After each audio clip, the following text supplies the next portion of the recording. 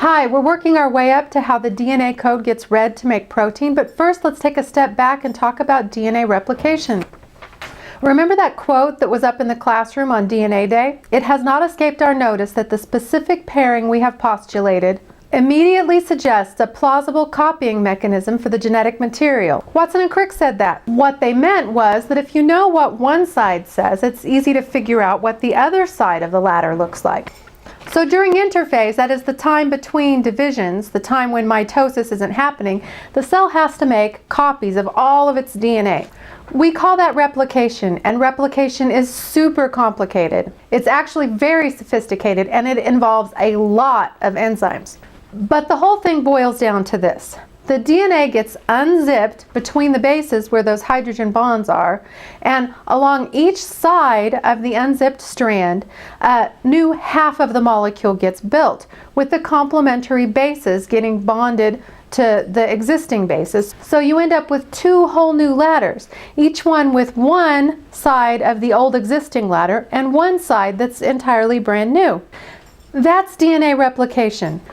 And that's how DNA gets copied to make more DNA. But as I said in the last video, sometimes you need to make a copy of DNA that isn't DNA, because the DNA stays in the nucleus, and sometimes you need a copy that can go out into the cytoplasm to make protein. For that to happen, you need to make RNA.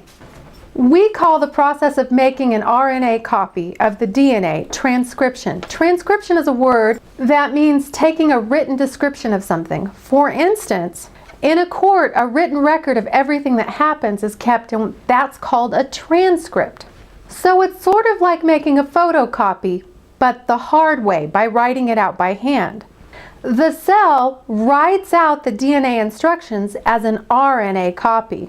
Remember, RNA has some differences from DNA, and that means making RNA can't be exactly the same as making DNA. However, in practice, it is similarly complicated, and it also involves an awful lot of enzymes. RNA has only one strand, so when it's time to make a protein, the DNA unzips just along that gene, the one that codes for that protein. And then enzymes build the complementary RNA strand to one side of the DNA molecule.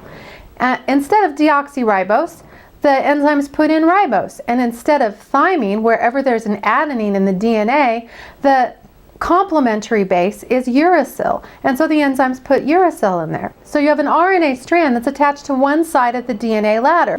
That strand gets unzipped from the DNA. That whole RNA copy gets sent out of the nucleus. The enzymes zip the DNA back up just like it was before, and that RNA copy goes out to the ribosomes, and that's where the action is, which is what we'll talk about next time. Stay awesome!